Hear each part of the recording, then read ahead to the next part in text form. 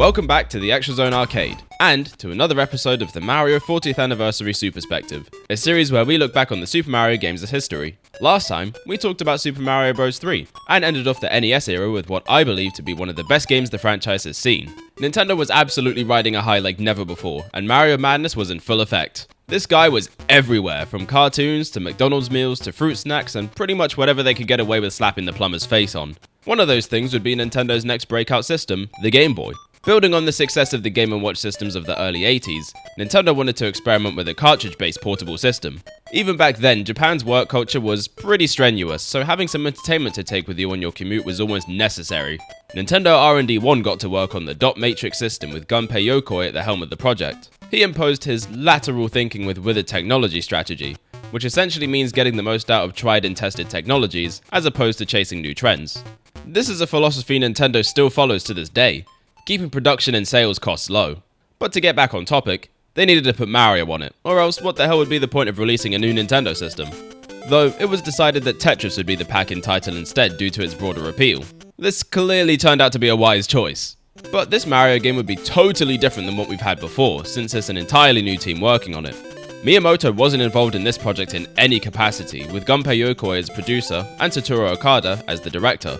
So, with this different direction, team, and hardware in mind, how does Super Mario Land fit into the Mario franchise overall? Well, let's talk about it. Much like Super Mario Bros. 2, this is a game I didn't have all that much experience with. In fact, this is the one I've probably played the least of the 7 initial 2D Marios, with my first playthrough of it being around 2021, and then again for my Mariothon series back in 2023. This is what I had to say about it. So yeah, that was Is this the shortest stream of all time? Yeah, that was Super Mario Land. Yeah, no, it's a pretty fun game, honestly. It's very bite-sized. Like, as you can see, we literally beat that in 40 minutes. But, you know, and that's even with the game over. But yeah, no, it's definitely a fun game. You just pick up and play it for a few minutes and that's it, you know. You can beat it. And that's all it takes. Yeah, I don't really know if I have anything else to say. So, yeah, I didn't really have all that much to say. Although there was fun to be had, the game was incredibly short without much to write home about. I played it again last year when it dropped on Nintendo Switch Online, and mostly felt the same way. After playing it almost once a year for the last 4 years, what do I think of Super Mario Land now? Well, let's talk plot. This game takes place in Sarasaland, a place far from the Mushroom Kingdom that's made up of 4 different kingdoms, those being Birabuto, Muda, Eastern, and Chai. Princess Daisy is the sovereign of these lands and has been kidnapped by a sinister alien called Tatanga, so she can become his bride. He also hypnotized the peaceful inhabitants of Sarasaland so that none would stand in his path. That is, except for Mario, who I guess just happened to be in the area when this was all going down. Convenient. He sets off to recover the princess and stop Tatanga's wicked influence. Each of the kingdoms in Sarasaland are based on different regions in the real world. The Birabuto kingdom is a desert land clearly based on Egypt, and the Muda kingdom is surrounded by water, much like Bermuda, hence the Muda in the name. The Eastern kingdom draws heavy parallels with the historically rich Easter Island, and the Chai kingdom has its roots in ancient Chinese architecture. So yeah, already a pretty drastic departure from what we've become accustomed to so far. Even Mario 2 didn't feel quite as disconnected as this one does narratively. I mean, aliens? Sure, why not? But what's up with these weird vampire zombie girls that hop after you in the last world? Well, they're based on Jiangxi, a Chinese mythological creature. Just feels really out of place for a Mario game, but again, this was a whole different team and the franchise was still very much in its formative years. Also yes, like I said, those enemies show up in the last world, and you might have noticed in the footage that it was only World 4. Yeah, this game is super short. Even within the 4 worlds, there are only 3 levels this time in each. Once again, those stages tend to be around the length of a Mario 1 level, so there's at least that. But man, you could beat this entire game on your lunch break at work or school and not even break a sweat. Well, mostly. The game is fairly difficult, especially towards the end where that's dialed up to 11. Some of that difficulty comes from the controls. They're not good. Clearly they looked at the stiff controls and lack of mid-air correction in Mario 1 and said, "More! It's infinitely worse here, and to make matters more difficult, Mario now drops like he's eaten a 50-course pasta bowl. This man drops faster than Fox does in Melee, and it's actually kind of impressive.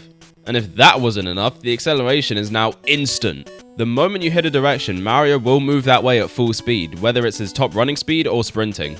As you can imagine, this makes platforming incredibly clunky and sometimes unresponsive.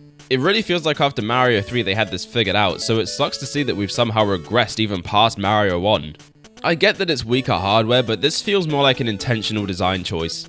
Don't forget, a lot of games from this era would pad their runtime by having difficult level design and controls, so you'd game over a lot.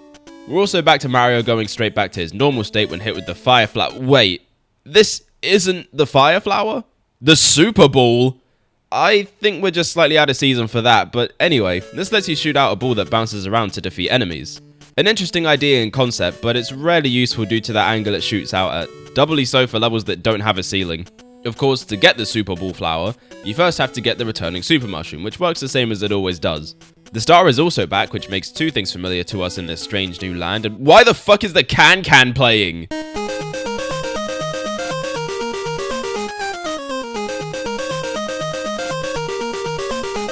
You know, just when you think this game couldn't get more bizarre, it hits you with shit like this. I guess Goombas, Koopas, and Piranha Plants are here for more Mario familiarity, but even then, the Goombas are called Goombo, and the Koopas explode when they retract into their shells. This is like culture-shocking game form. I do like the addition of vehicle levels though. The Marine Pop and Sky Pop add some nice variation with their shoot-'em-up gameplay. I'd probably have to say the game's final level in the Sky Pop was my favourite, just because I don't have to deal with the janky platforming controls. 4-1 was probably the worst.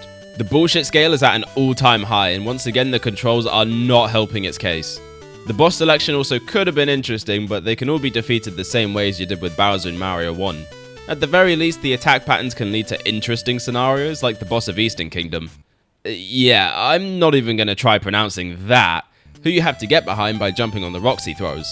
The shmup bosses are alright, and Tatanga can be a fairly tough fight. My strat is just to focus purely on dodging as I spam bullets on him. It might be slower as not all my shots will hit, but it's the safest way. Defeat him and Daisy is freed from his clutches. Look at this 2 timing, maybe 3 timing arsehole. Presentation wise, the game looks well within the Game Boy's capabilities. Sure, a lot of it is left up to your imagination due to the extremely limited color palette, but it gives you enough to work with. In terms of performance, it works mostly well with only a few notable moments of slowdown when too many enemies are on screen. Overall, I find Super Mario Land to just be a pretty mediocre experience. I really do love just how different it is with the setting and vibe, but it also feels like they took some steps back with this one. I don't want to hold it against the game too much because ultimately it is running on much weaker hardware and a team who isn't as experienced as those who designed Mario 3. And hey, they clearly did something right because the game sold over 25 million copies. That's more than Super Mario Bros. 3 and by quite a significant margin. Many outlets praise the game for its impressive graphics and gameplay, with the hype of a handheld Mario game being at the forefront. While impressive for the time, it's hard to look back on this game as anything but a novelty. A game where I would say to try it only if you're curious about the origins of portable Mario. It certainly doesn't help this game's case that its direct sequel is leagues better in every aspect. Let's talk about that now. 2 years after the release of Super Mario Land in 1989, the team got to work on a sequel. I won't cover it again here, so go check out the last 2 parts of this series to see my criteria for what makes a good sequel. The quick version though is basically that a good sequel should expand on what the previous game did, throw out or change anything that didn't work, and introduce something that would have a legacy of its own. With this in mind, the game's director and designer, Hiroji Kiyotake, wanted this one to be more like the recently released Super Mario World. Stay tuned for the next part where we talk about that game. After 10 months of development, Super Mario Land 2, the 6 golden coins would release on the Game Boy and completely blow the first out of the water. My experiences with this game are pretty much the same as Super Mario Land 1, having first played it back in 2021, and then again when it dropped on NSO, and then once more with my Mariothon playthrough. Here are my thoughts on it when that was all said and done.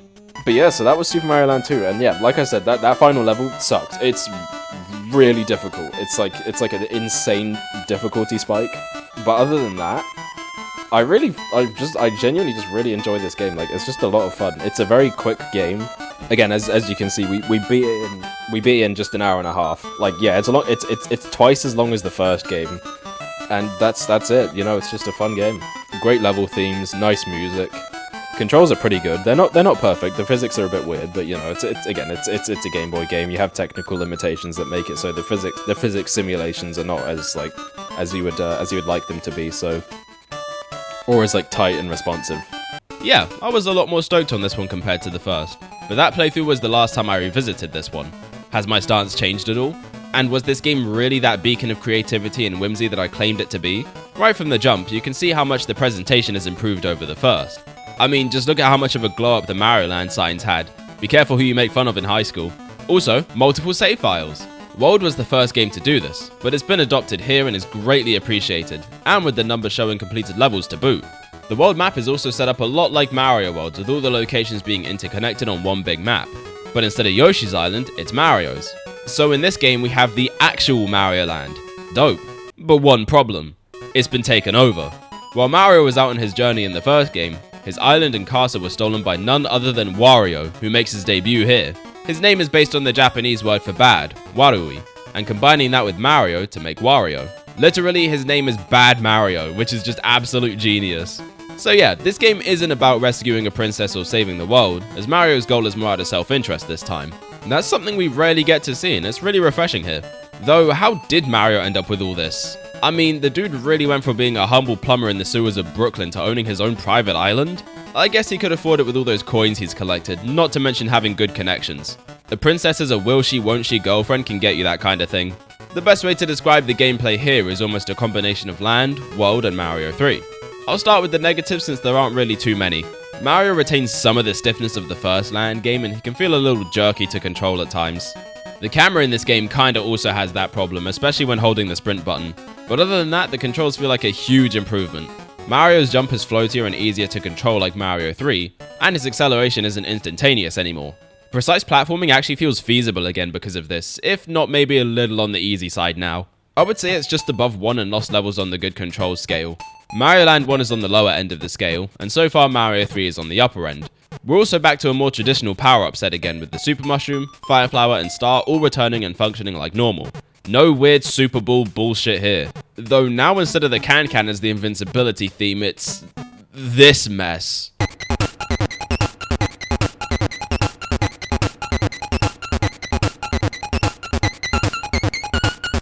Yeah, do not play this game out loud if you have dogs, because this must be the type of torture that violates the Geneva Conventions for them. The big new power-up in this game is the carrot, which gives you the bunny ears. Spam the jump button while in the air, and you'll hover for as long as you keep pressing. The faster you press, the longer you can actually stay elevated as well.